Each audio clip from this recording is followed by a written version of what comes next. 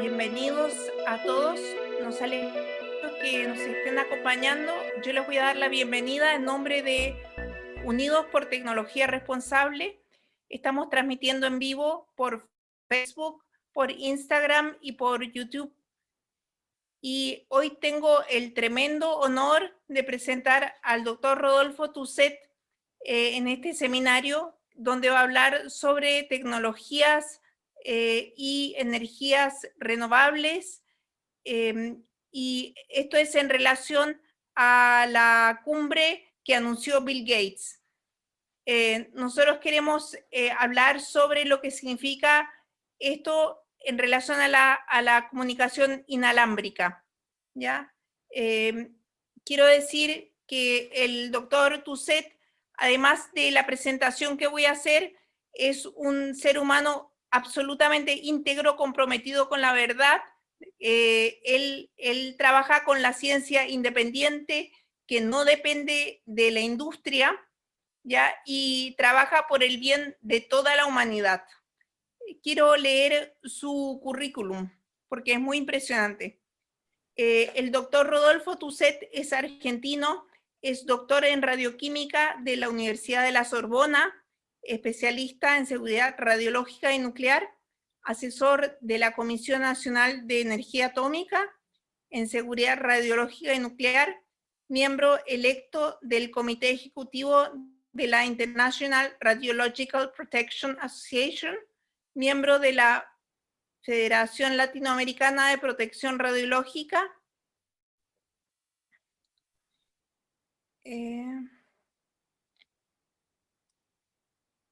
miembro del Comité de Salud del Organismo Argentino de Acreditación, docente del curso de posgrado en Seguridad Radiológica de la Autoridad Regulatoria Nuclear, socio fundador de la Sociedad Argentina de Radioprotección, miembro de la Comisión Intersectorial para el Estudio de los Efectos de las Radiaciones No Ionizantes.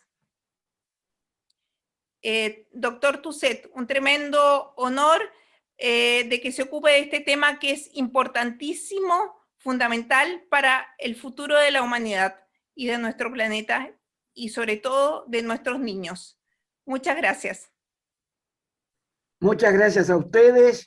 Antes que nada quiero felicitar al Grupo Unidos por una tecnología responsable, por el enorme trabajo que están haciendo para informar, para enviar la información científica a todos, para que llegue a todos y que todos sepan cuál es la situación real, ¿no es cierto? Mis felicitaciones al Colegio Médico, a la Sociedad Chilena de Pediatría, a la doctora Bacasel en particular por el gran esfuerzo y el tiempo que dedican para la protección de la gente y es realmente encomiable lo que hacen. Bueno, yo soy especialista, como he mencionado, en protección radiológica, pero mi experiencia, mi mayor experiencia, es en radiaciones ionizantes. O sea, que yo he trabajado toda la vida en la protección, la seguridad de las centrales nucleares, de los reactores nucleares. Bueno, he estado relacionado con los accidentes, Chernobyl, Fukushima, Three Mile Island, etc. O sea, esa es mi experiencia. Y actualmente continúo trabajando de alguna manera en la protección radiológica del paciente, pero dedico mayores esfuerzos al tema de las radiaciones no ionizantes y los campos electromagnéticos, porque realmente son de mayor efecto sobre la población que las radiaciones ionizantes. Tienen un poder cancerígeno que es 1000 veces mayor. O sea que de esto vamos a hablar. Yo obviamente en esta breve presentación no voy a ir al detalle de cada una de las cosas que digo, pero ustedes van a tener acceso a la presentación y van a recibir además información detallada, van a recibir los trabajos originales para que ustedes puedan profundizar. Y obviamente aquel que quiere ir más lejos, estamos dispuestos para hacerles llegar la información que necesiten. Disponemos de una base enorme, que es la base de ORSA de Australia, con 3000 trabajos científicos. Entonces, van a disponer de toda la información, pero en esta presentación breve no voy a ir al detalle de todo. Entonces, bueno, iniciamos. Me pongo a compartir pantalla, si me permiten. Acá estamos, compartir.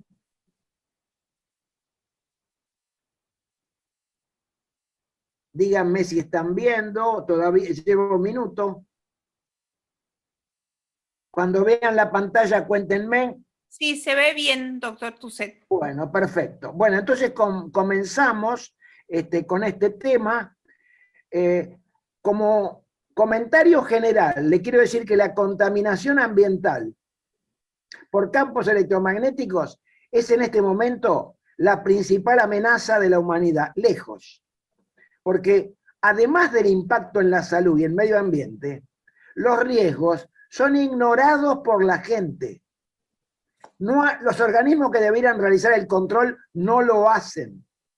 Y no hay especialistas dedicados a la protección de la salud y el medio ambiente. Y que este escenario además se agrava porque hay intereses económicos y militares, fundamentalmente militares, en juego, lo que determina que los recursos van a la comunicación inalámbrica y no se destinan recursos para la investigación y el cuidado de la salud, el medio ambiente y el cambio climático. Bueno, dos comentarios respecto a los campos electromagnéticos para aquellos que no están familiarizados. Si yo muevo una carga eléctrica en el espacio, o esa carga eléctrica se mueve en un conductor, en un cable eléctrico, eso genera, induce un campo magnético. Y ese campo magnético, a su vez, también induce un campo eléctrico, en un plano, ambos perpendiculares entre sí. Y esas ondas electromagnéticas se propagan a distancia, a la velocidad de la luz en el vacío. Y tienen energía. Y esa energía que lleva un campo electromagnético puede ser absorbida por un objeto, una persona, un animal o una planta. También puede ser reflejada o puede no ser absorbida. Lo que vamos a ver es cómo este campo electromagnético que se transmite a distancia interactúa. Hay dos parámetros importantes en los campos electromagnéticos que determinan de alguna manera el tipo de efectos. Esos dos parámetros son la frecuencia y la longitud de onda, que son inversamente proporcionales. Más frecuencia, menor longitud, mayor frecuencia, menor longitud de onda, y viceversa. Y hay básicamente unas radiaciones electromagnéticas de baja frecuencia, que son las que corresponden a la red eléctrica domiciliaria, y de radiofrecuencia, que es básicamente de lo que vamos a hablar. Entonces, ¿cuáles son las implicancias en la salud? Y yo voy a dar ejemplos. Lo que se sabe es, debido a que ha habido experiencias con seres humanos, que se han analizado los mecanismos biológicos en laboratorio y que además se ha estudiado los efectos en animales. Entonces, esto es lo que vamos a detallar. ¿Qué son los estudios de casos? Yo comparo lo que ocurre con una población o un grupo de población expuesto y un grupo de población no expuesto. Y veo cuáles son las diferencias. El primer estudio que ocurrió hace ya más de 15 años fue el Interfón, que fue pagado, financiado, apoyado por la Organización Mundial de la Salud. ¿Qué se observó? Que a mayor exposición, mayor era la frecuencia de tumores cerebrales. ¿De acuerdo? Se vio el meningioma, se vio el glioma y el neurinoma del acústico. Entonces, esto es lo que se observó en el interfón, de que había un aumento hasta de un 40% en un tiempo en el cual el celular se usaba muy poco. Entonces, hoy en día es difícil hacer estas experiencias, porque hay muy poca gente no expuesta. En aquel tiempo aún la había. Luego está el Serenat, muy importante, realizado en Francia, donde se observó, escuchen, que la persona que había estado expuesta al uso del celular más de 900 horas triplicaba el riesgo de tener un glioma. O sea, se multiplicaba eso un 200%. Entonces, esto es 2 estudios. Luego hubo otros estudios, se llaman estudios de conjunto, pooled en inglés, donde alguien toma una serie de trabajos, todos, y hacen de alguna manera el manejo de toda la información en conjunto. Acá se vio lo mismo, de que desde el poco uso aumentaba en un 30% la frecuencia, hasta mucho uso que aumentaba el 300%, o sea, se multiplicaba por 3. O sea, las conclusiones es que la exposición a un campo electromagnético aumenta la frecuencia natural de cánceres cerebrales.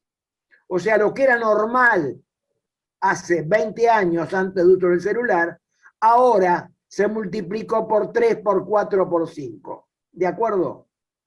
Luego, los estudios in vitro, ¿no es cierto? Los estudios de laboratorio se usan para observar qué es lo que pasa a nivel celular. Y ahí se observa a través de un estudio muy importante, fue el primero que se hizo, también auspiciado por la OMS, donde participaron 13 laboratorios de investigación europeos, de Estados Unidos. Ahí también se observó que aparecían efectos en el genoma, hacían efectos llamados genotóxicos. Son tóxicos para el genoma, en un conjunto de células. Y además se observaron roturas simples y dobles en la cadena de ADN. Se observaron aberraciones cromosómicas. Todo esto que estoy mencionando es el origen de un proceso de cáncer. El cáncer arranca con un daño en el ADN. Esto es lo que se sabe, por las ionizantes y por las no ionizantes. Y la otra cosa que se vio es un cambio en la expresión de los genes. Los genes que tienen la información y cumplen una tarea, y esa tarea la cumplen normalmente generando una proteína que es la que va a hacer el trabajo, que es la que va a cumplir la tarea, pueden estar expresados o no. Si no están expresados, no actúan. ¿Qué hacen los campos electromagnéticos? Cambian la expresión. Un gen que se expresaba se deja de expresar. O un gen que se expresaba poco se expresa mucho, o al revés. Esto no es gratis. Esto tiene consecuencias. Y les doy un ejemplo.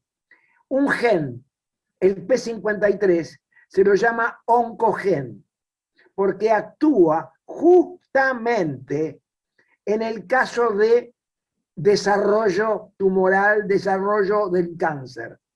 ¿Qué hace el P53? Se lo llama supresor tumoral, porque cuando observa de que hay una célula que se divide demasiado rápido, que se reproduce en forma anormal, determina lo que se llama apoptosis, o sea que esa célula no continúe desarrollándose. Este gen es modificado por los campos electromagnéticos y es lo que permite explicar por qué en el caso de exposición, cuando ya está el tumor se desarrolla más rápido, el tumor crece más tiene mayor tamaño, hay mayor número y es más agresivo. ¿Entienden? Entonces, todo esto es lo que se sabe de acuerdo a estudios de laboratorios. Y también se trabajó con animales. En animales se observó que hay un estudio muy importante en Estados Unidos. Ahí ustedes ven las jaulas, las cajas o habitaciones donde están las ratas, miles de ratas, que están en una caja para que no sean expuestas a los campos electromagnéticos que estamos en este momento todos envueltos. Todos nosotros en este momento estamos en un conjunto de campos electromagnéticos. Las ratas se encierran para que las ratas que van a ser expuestas sea solamente la exposición que se determina, se decide en la experiencia. ¿Y qué se vio? Las ratas no expuestas no tenían tumores. Las ratas expuestas, especialmente los machos, tenían un 2 o un 3% de tumores malignos. Y además, células hiperplásicas, o sea, células tumorales, que no están constituidas en un núcleo, uno las ve en el organismo, pero son células malignas. O sea que se vio en ratas lo mismo que se vio en gente. Y el dictamen del panel de revisión de este proyecto americano fue que había clara evidencia de actividad carcinogénica. Y además de Estados Unidos también se hicieron experiencias en Italia, pero en Italia se hicieron con valores de exposición mucho más bajos, como los que se recibe estando expuestos a una antena de una red celular. Y en estas ratas expuestas a menores dosis, a menores exposiciones, también se observó un aumento de los tumores malignos en las ratas más expuestas. El porcentaje fue menor porque las exposiciones fueron más bajas, pero se vio. Y acá, por ejemplo, se vio en las ratas hembra también un aumento en los tumores malignos.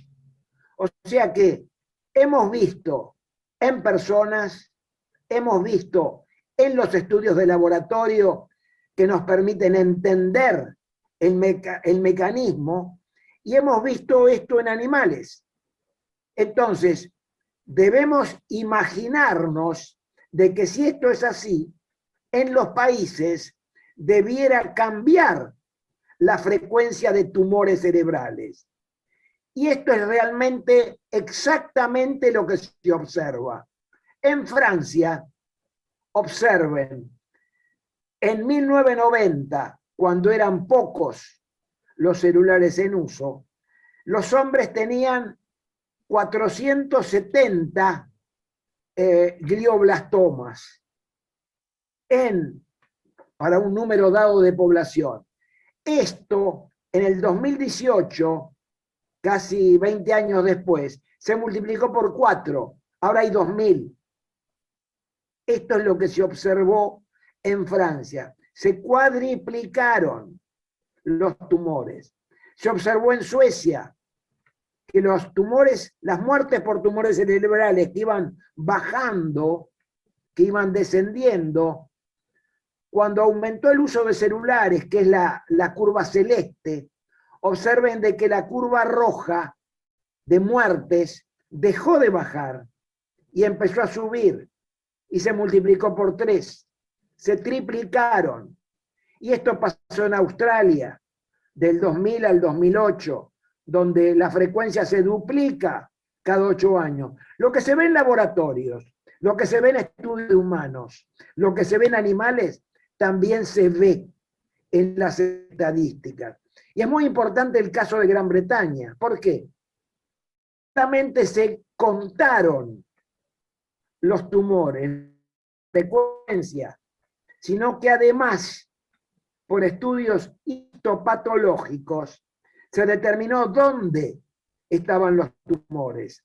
Y acá se vio que el mayor aumento de frecuencia eran los tumores dentro del lóbulo temporal, que justamente es el más cercano, el que recibe más dosis cuando uno apoya el celular en el oído. Y lo mismo en el tumor, en el caso del lóbulo frontal. En cambio, en otros lugares bajó la frecuencia. Esto es un caso muy particular. Fíjense, aumento de tumores en el lóbulo temporal, factor 3, del 1995 al 2014, y la curva verde es el resto, donde hay un comportamiento totalmente distinto. Lo mismo se ve que aumentan los tumores grado 3 y 4, los más agresivos, y disminuyen los 1 y 2. Y arriba está el conjunto. Uno mira el conjunto y dice, bueno, acá no pasa nada, todo sigue igual. No, no sigue todo igual. Están aumentando los agresivos y disminuyendo los no agresivos. Y están aumentando los que están en el lóbulo temporal. Y esto pasa en cualquier estadística que veamos. Miren Brasil. No hay que explicar mucho. Miren lo que pasaba el 75, 80, 90. Con la tasa bruta de mortalidad en el cerebro. Bueno, subía, bajaba, más vale estaba bajando allá por el 90. Y de pronto, ¿qué pasa? Se dispara, se cuadriplica. Qué curioso. Lo que pasa en Francia, lo que pasa en Inglaterra, lo que pasa en Australia, bueno, también pasa en Brasil. Y vemos, de alguna manera, actualmente, 2019, bastante reciente, cómo se multiplicó por 4. O sea, en resumen, ya sean estudios de casos, ya sea metaanálisis, o sea, conjuntos de trabajos analizados en forma conjunta, o datos epidemiológicos, se triplica, se cuatriplica, se quintuplica. En la Argentina tenemos datos muy recientes sobre el neurinoma del acústico. En 10 años se multiplicaron por 10, por 5. Y el neurinoma del acústico, grado 4, denominado gigante, se multiplicó por 10 en 10 años. Hay 10 veces más casos que lo que había en la década anterior. Bueno, más claro échale agua, diría mi madre, ¿no es cierto? Todo lleva a pensar de que esto no es una asociación, que esto es la causa. Y podemos mencionar mediciones de campo. ¿Qué pasa con la gente que vive cerca de una antena? Se han hecho estudios en muchos países alrededor de las antenas base. Esto que vemos lo pasaron esta misma semana en Brasil. Es el caso de Belo Horizonte, un trabajo realizado en el cual se observó dónde vivía la gente, cuáles eran las exposiciones, cuál era el perfil de emisión de la antena y cuál era el número de casos a partir de la distancia. Y se hicieron mediciones de las radiofrecuencias en distintos lugares para tener un mapa de cuál era la exposición de la gente. ¿Qué se vio? Que a menor distancia de la antena, mayor era la tasa de mortalidad. ¿Algo más? ¿Hace falta algo más? Fíjense, la tasa de mortalidad es alta a 100, 200 metros de la antena y a 1000 metros o más baja a la tasa habitual de cáncer, que es el 30%. O sea, si esto fuera solamente en el cerebro, pero no lo es. También se ve cambios que no vamos a ver en detalle, pero en los tumores de tiroides. ¿Por qué? La nueva antena fractal que está en los teléfonos modernos está muy cercana a la tiroides. Y eso entonces determina que también hubo un cambio abrupto en la pendiente a partir del 2006, que fue justamente cuando se ubicó esa antena. Y esto pasó en Estados Unidos, pasó en Corea, y luego se ve también en el colon y el recto, que pueden estar eventualmente cerca de la emisión del teléfono celular. En Estados Unidos se observa un aumento de la frecuencia. Y ese aumento que se observa en los chicos entre 20 y 30 años no se observa en los mayores, por ejemplo, de 70 y 80. Alguien tendrá que explicarlo. Luego también están los tumores de testículos, porque en algunos casos también hay una exposición mayor en el caso de los hombres. No ocurre con los óvulos de las mujeres porque son más profundos y están más blindados. Pero en estos casos también, esto es en Italia, se observa un aumento de la frecuencia. Y hay estudios, además, que toman toda esta información, aplican los criterios de Bradford Hill, que justamente son criterios usados para determinar si hay causalidad, y esto lo han hecho dos expertos del IARC, el doctor Hardell y el doctor Portier, y han determinado de que el celular es la causa, que la radiación de radiofrecuencia es la causa, debido a lo cual habría que aplicar los criterios de radioprotección, que no se aplican. Los criterios que aplicamos para la radiación ionizante no se aplican acá. Y eso es una lamentable carencia que hace de que nos irradiemos. Además, habría que proteger en particular a grupos de mayor riesgo, como son los enfermos de cáncer, como es el caso de los niños, las personas hipersensibles, las mujeres embarazadas. Hay que considerar la situación de la epidemia o pandemia. ¿Por qué? Los campos electromagnéticos tienen la capacidad de aumentar, incrementar el ingreso de calcio en las células, lo que determina a través de un complejo mecanismo bioquímico la inhibición de la calcineurina, que es un participante fundamental del sistema inmune, lo cual determina de que el organismo es más susceptible a infecciones por los virus, hongos, bacterias o lo que sea. O sea que hay que tomar, y además de esto, bueno, se observa efectos en otros organismos. Se ha trabajado con pájaros, con plantas, y se ve acá en rosa, es donde hay efecto, donde hay impacto. Ustedes ven de que en el 70-80% de los estudios se ve impacto en los organismos. Se ve descender la población de gorriones, se ve descender la migración de las aves migratorias, se ve descender la cantidad de abejas que desaparecen de la colmena cuando está expuesta. Pero además de todo esto, como podríamos decir, como si esto fuera poco, el tema es que la comunicación inalámbrica produce impacto en el cambio climático, lo cual indirectamente también produce efecto en los seres vivos. Y esto que voy a comentar muy brevemente es lo que opinan 3 institutos de investigación sobre la comunicación y el cambio climático en Estados Unidos, Australia y Alemania. Ustedes lo van a recibir. Ocurre que el 5G, por ejemplo, que va a triplicar la exposición de la gente, produce un consumo mayor de energía. Se gasta más energía con la comunicación inalámbrica que con la comunicación cableada. ¿Cuánto? 10 veces más.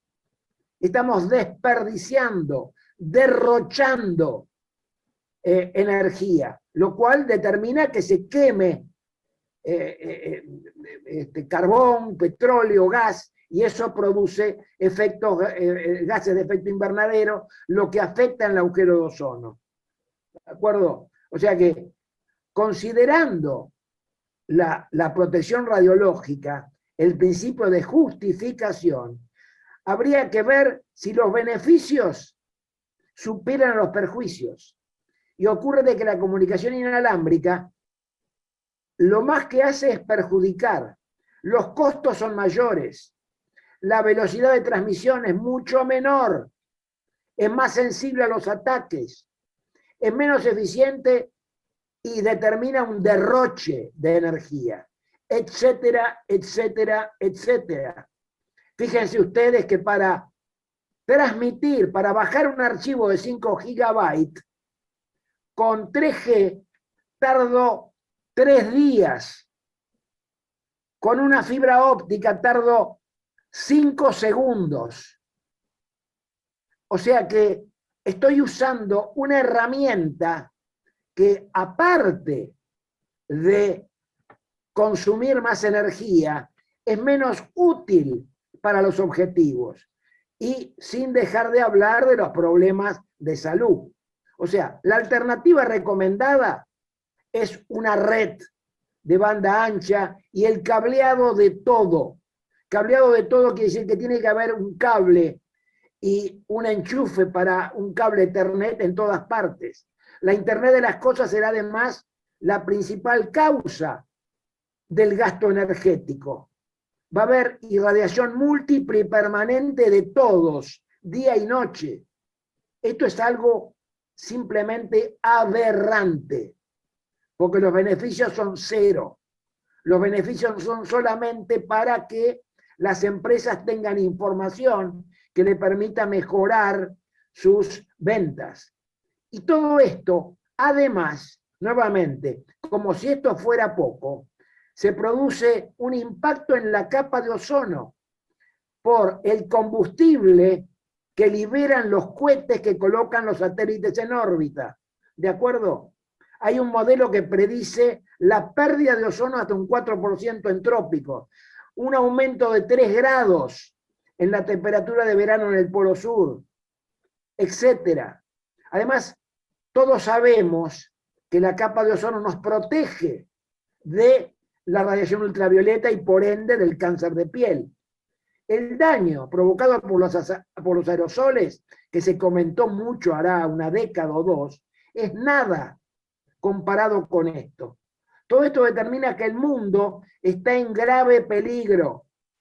Cada vez es mayor la polución de satélites, lo cual además va a contribuir a que recibamos más exposición, más radiación, con satélites que van a estar a órbitas bajas irradiándonos. Los astrónomos ya están alertando sobre la dificultad que va a haber para ver el firmamento, para ver las estrellas. O sea, conclusión final y propuesta. Hay que cumplir con el Acuerdo de París. Hay que reducir las emisiones de gases de efecto invernadero para limitar el aumento de temperatura. Y no hay otro camino que reducir la comunicación inalámbrica al mínimo, a lo imprescindible. Porque además de esta forma, protegemos también las personas, los animales y las plantas, y al planeta. O sea que esta es una propuesta de plan de acción que pasa por redes troncales, evitar la geolocalización de los, y etcétera, etcétera, etcétera. Ustedes lo van a poder leer, porque ya es entrar en mucho detalle que lo leamos ahora.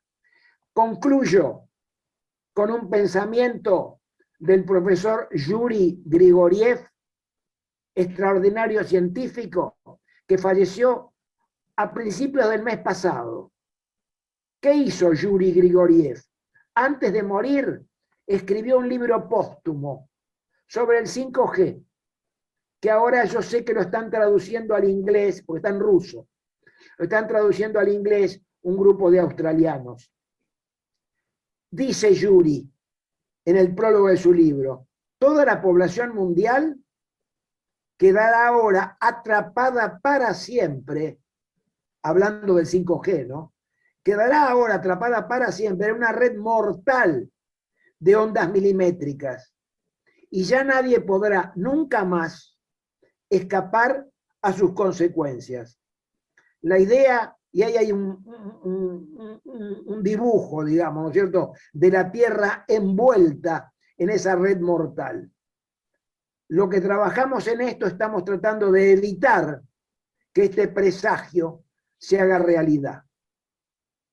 Y la idea es que debemos de tratar de obrar con inteligencia, respetando el conocimiento científico, para evitar que la gente tenga que salir a la calle, como está ocurriendo ahora en París. La gente realmente no es escuchada. Los que manejan la situación son las empresas. No participan los organismos de radioprotección. Estamos trabajando de revertir esta situación. Que se le hagan caso a los conocimientos científicos, que se escuche a los científicos, que las decisiones las tomen los médicos, ¿no es cierto?, los especialistas en radioprotección y no las empresas. Acá les dejo un mail y todos ustedes, repito, van a recibir la información sobre esta presentación y información en detalle. Muchas gracias.